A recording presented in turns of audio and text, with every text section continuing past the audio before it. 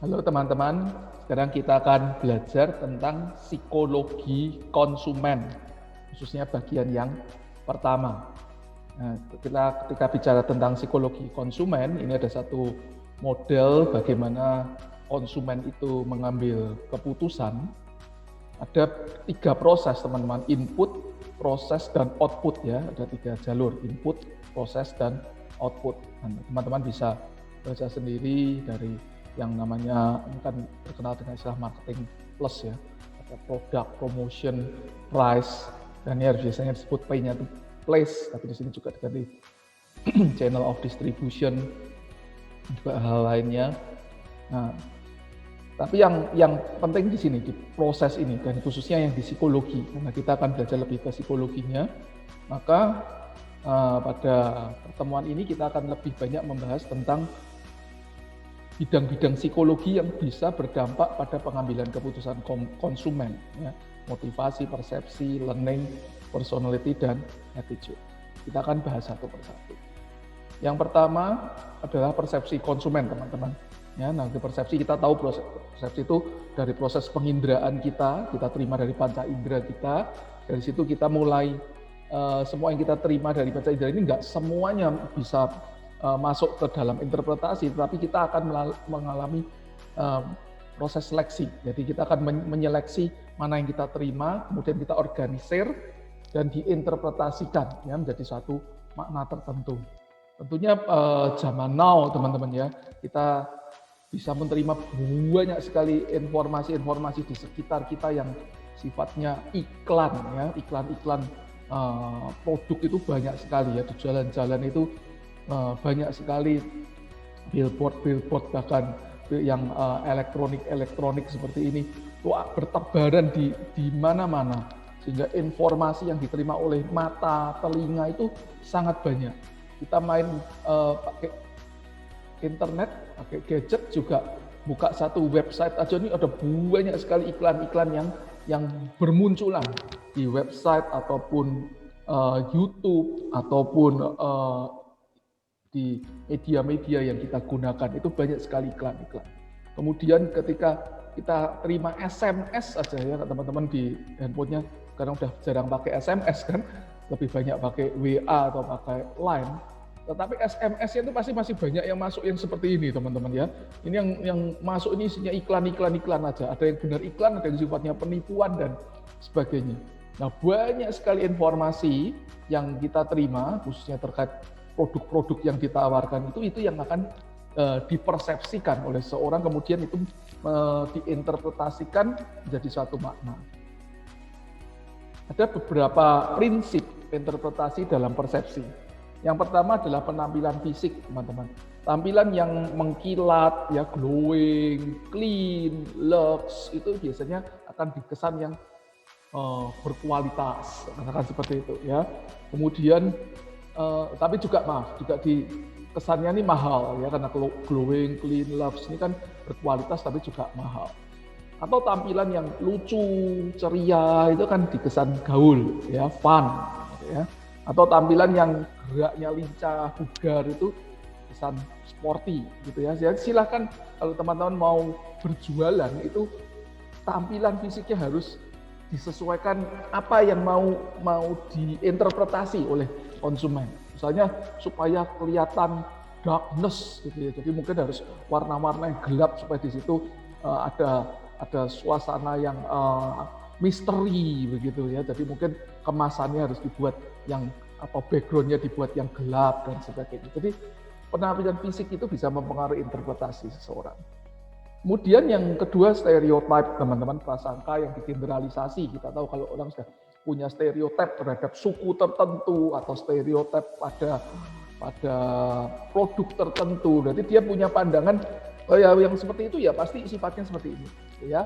Misalnya stereotip pada produk-produk yang merek tertentu itu langsung dikesan mahal, gitu ya, bergengsi, mahal. Dan kan ada juga stereotip yang kadang sifatnya negatif gitu ya, produk untuk dari buatan negara tertentu itu dikesan murah, kualitasnya kurang. Walaupun mungkin belum tentu ya teman-teman, belum tentu, tapi namanya stereotip itu kan prasangka yang digeneralisasi ya tetap muncul hal seperti itu, walaupun belum tentu benar. Kemudian kesan pertama itu juga muncul dalam persepsi kita, ya, daya tarik perjumpaan waktu kesan pertama katanya sungguh menggoda, selanjutnya terserah Anda. Itu jadi misalnya ini di hotel, penampilan dari seorang yang penerima tamunya di hotel atau di pelayanan restoran atau dimanapun ketika kita mau deal dengan customer atau jalin network dengan partner, cara kita tampil, cara kita berpakaian, cara kita mengekspresikan diri kita, smile, terus kayak kita kelihatan percaya diri atau tidak waktu kita mengulurkan tangan, berjabat tangan dan sebagainya. Itu jadi kesan pertama untuk orang lain lihat, ini orangnya meyakinkan, ini orangnya bisa dipercaya nggak? Kalau cari ini ya, partner. Atau kalau itu di restoran atau di hotel, ini kira-kira hotelnya ini friendly nggak? Hotelnya ramah nggak? Pelayan restorannya ini kira-kira cekatan nggak? Itu akan jadi kesan pertama ya, dan jangan sampai kesan pertama tuh kesannya udah males, kayak nggak niat gitu ya.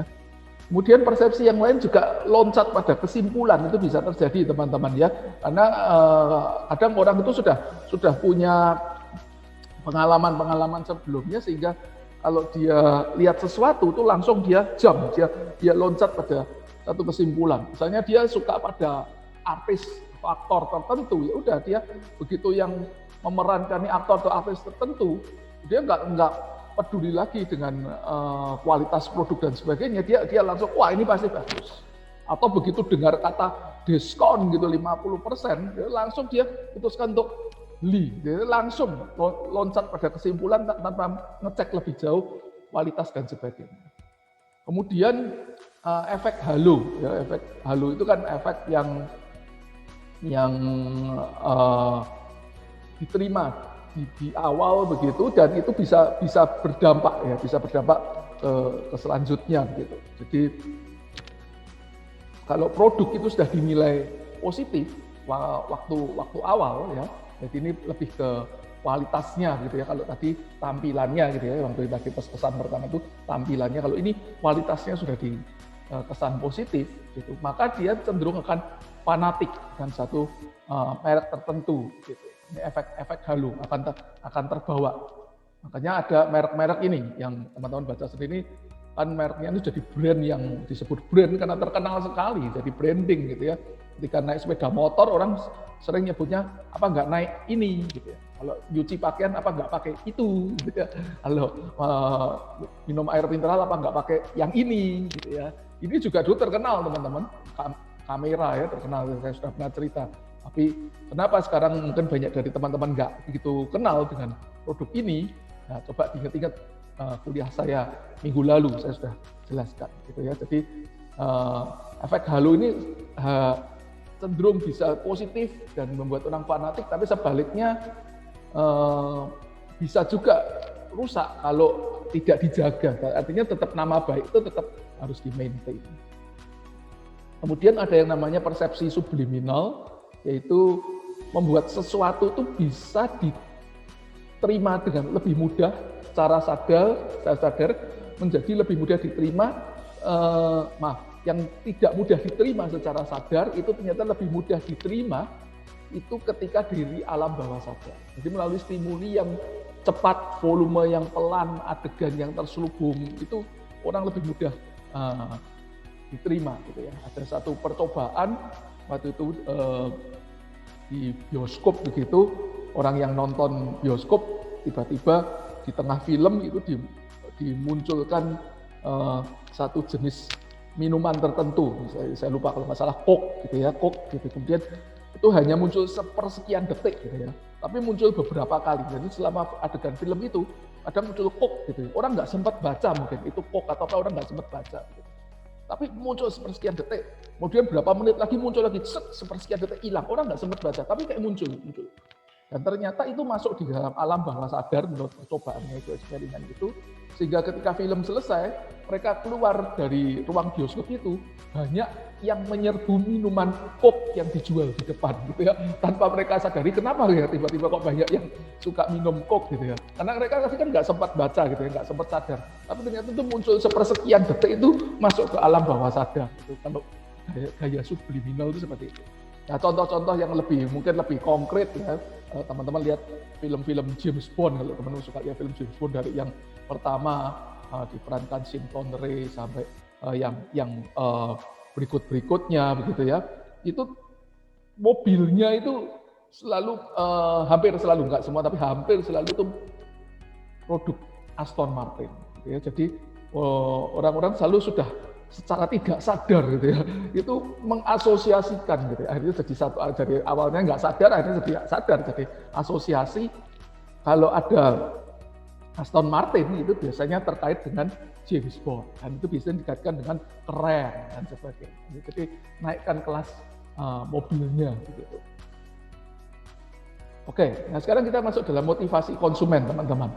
Kita ketika bicara tentang motivasi konsumen, kita masih ingat ada teori hierarki kebutuhan dari Maslow yang sangat terkenal ya, kebutuhan fisiologis, safety, belonging, esteem, self-actualization gitu ya. Nah, ternyata di dalam pengambilan keputusan konsumen itu juga bisa dipersuasi, dipengaruhi melalui cara-cara yang bisa mempengaruhi motivasi konsumen. Nah, contohnya seperti ini reality show dari Penn and Teller. Penn and Teller ini acara reality show di Amerika. Dia mengadakan eksperimen seperti ini, percobaan seperti ini, yaitu di restoran yang mewah, gitu ya, restoran yang mewah. Kemudian ada pelayannya juga, pelayan yang tampilannya juga pelayan yang terhormat seperti itu, membawakan nampan dan minuman. Minumannya ini minuman air mineral biasa, teman-teman. Kemudian dia menunjukkan ada macam-macam air mineral gitu ya, ada nama-namanya, mereknya, ada menunya gitu ya, sehingga mereka bisa memilih mau air mineral yang apa, ada yang dari pegunungan ini, ada yang dicampur dengan zat tertentu, ada yang katanya ada yang dikasih apa itu namanya laba-laba, karena itu mengeluarkan zat tertentu yang bisa membersihkan dari racun-racun dan sebagainya. Nah ini, kemudian harganya juga dicantumkan di menu-menunya, ini cukup mahal ya per botolnya dan sebagainya, ya, dari pegunungan Fuji dan sebagainya, pakai nama-nama yang nama-nama yang sulit dipahami juga supaya terkesan keren begitu. Ya, kemudian minum juga mereka toast, ya, dan mereka ditanya testimoninya ketika dikasih minuman air mineral tertentu, mereka ini bagus, ini rasanya lebih murni, airnya rasa lebih segar, lebih sehat dan sebagainya. Ya. Bahwa akhirnya baru diketahui di bagian akhir reality show itu, semuanya tuh botolnya tuh diisi dengan air yang sama, teman-teman, dari air keran gitu, dari air keran gitu diisi semua ya, air ledeng gitu, itu diisi semua di situ gitu ya. Jadi maksudnya ini bukan air mineral yang khusus seperti yang diceritakan gitu, tapi karena dipersuasi sedemikian rupa itu bisa berpengaruh pada motivasi. Coba dikaitkan tadi dengan Maslow tadi. Ini kan kebutuhannya bisa geser macam-macam ya, teman-teman. Air mineral itu kan awalnya cuma untuk fisiologis, cuma minum biasa. Tapi bisa bergeser ke rasa aman, demi kesehatan. Bisa ke belonging, karena bisa jadi komunitas orang-orang yang suka minum air yang sehat dan berkualitas mahal gitu. Itu jadi komunitas, jadi belonging. Bahkan bisa jadi esteem, harga diri. Wah, kalau saya minum seperti ini berarti saya ini termasuk orang yang layak dihargai ini, karena minuman saya ini minuman sehat dan mahal. Jadi dari kebutuhan fisiologis bisa jadi esteem, teman-teman, dengan pengaruh-pengaruh kemasan seperti ini, daripada aslinya ini reality show ya, teman-teman, cuma diisi pakai air keran yang sama. Oke, yang lainnya terkait dengan learning, pembelajaran, teman-teman masih ingat teori learning dari Pavlov ya, yang ada daging, dikeluarkan, muncul air liur pada anjing, kemudian kalau kasih bel, nggak muncul air liur, tapi kalau diberikan lanjutan ya, ada daging diikutin bel, maka muncul air liur. Awalnya air liurnya muncul karena daging, bukan karena bel. Tapi kemudian akhirnya jadi conditional response, menjadi terconditioning istilahnya ya, dari conditioning di mana dimunculkan bel, dagingnya udah nggak dimunculkan, tapi air liur anjingnya tetap muncul karena sudah terconditioning. Nah, produk-produk juga kadang munculkan dengan cara learning yang kurang lebih sama, teman-teman ya.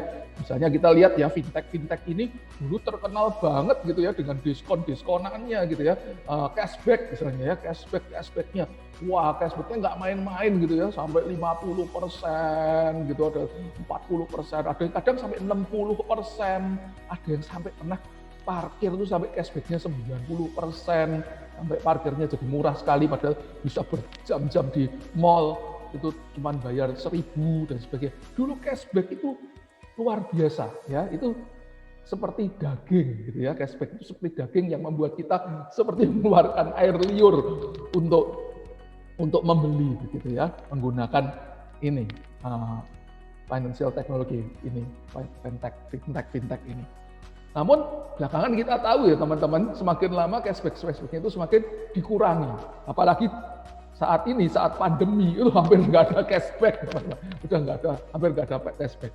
Tapi orang sudah terconditioning ya, walaupun sudah nggak ada cashback, penggunaan fintech ini akhirnya jadi tetap banyak karena orang sudah terconditioning, udah biasa, uangnya juga sudah tersimpan di situ, udah biasa, bahkan udah mulai merasakan manfaat lainnya, bukan hanya cashback tetapi lebih tanda petik bersih gitu ya di masa-masa protokol kesehatan, mungkin sedapat mungkin cashless gitu. Akhirnya orang mulai tetap menggunakan fintech sekalipun sudah tidak ada dagingnya, sudah tidak ada cashbacknya. Nah ini kan proses learning teman-teman, kira-kira seperti itu. Kemudian sikap konsumen juga teman-teman.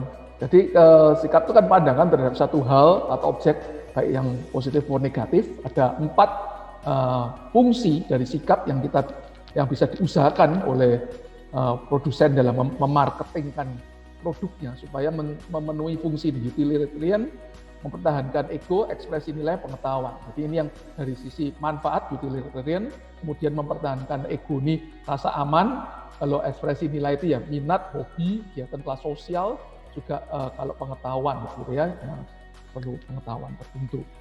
Kita kasih contoh satu-satu, misalnya untuk utilitarian itu karena fungsi, maka banyak orang mempromosikan barangnya itu lengkap dengan fungsi-fungsinya. Jadi satu barang gitu ya untuk membuat six pack gitu ya, itu dikasih berbagai fungsi sehingga nggak cuma untuk perut six pack gitu, tapi juga bisa lengan, tangan, dada, semuanya ini bagaimana supaya menjadi badannya jadi bagus. Jadi dikasih fungsinya satu-satu, jadi membuat fungsi utilitariannya jadi lebih baik. Atau misalnya produk meja lipat itu juga ditunjukkan gitu ya, fungsi-fungsi meja lipatnya ini apa saja, itu juga lebih utilitarian. Yang berikutnya itu rasa aman ya, mempertahankan ego itu rasa aman, makanya juga ada produk menjelaskan supaya aman, supaya tidak jadi kropos tulang, supaya jiwanya lebih aman, atau supaya lebih pede gitu ya, nggak dipermalukan sama cewek gitu ya, maka perlu produk-produk ini. Itu juga untuk memunculkan fungsi rasa aman atau mempertahankan ego sehingga muncul sikap yang positif terhadap produk tertentu. Bisa juga sikap terhadap ekspresi nilai supaya kelihatan ada nilainya gitu ya. Misalnya mau menunjukkan nilai yang ceria, ya dipakai seperti ini iklannya, ceriakan harimu, segarkan sensasimu. Atau mau nilainya tuh yang kelasnya high class gitu ya, a great way to fly. Ya, gitu. Jadi tagline-nya ini kan kelihatan mau menunjukkan ke kelas yang mana. Sedangkan kalau mau menunjukkan yang rame-rame gitu ya, bukan masalah harus mahal, tapi ada orang yang penting kelasnya tuh ekonomis, malah yang penting value-nya dia tuh value ekonomis, bukan yang soal sosial harus mahal, tapi yang penting hemat, itu malah yang seperti ini ya, low fares, widest network gitu, banyak teman, nggak perlu boros dan sebagainya. Kemudian bisa juga sikap terhadap fungsi pengetahuan dengan di iklan itu juga ditunjukkan spek-speknya, atau gradientnya, menu komposisinya, ini juga bisa menambah pengetahuan sehingga orang bisa mempunyai sikap yang lebih positif. Oke teman-teman, ini kita bicara tentang sikap. Nah berikutnya kita akan membahas dari sisi demografi konsumen dan kepribadian konsumen itu seperti apa. Silakan diikuti di video tutorial psikologi konsumen bagian yang kedua. Terima kasih.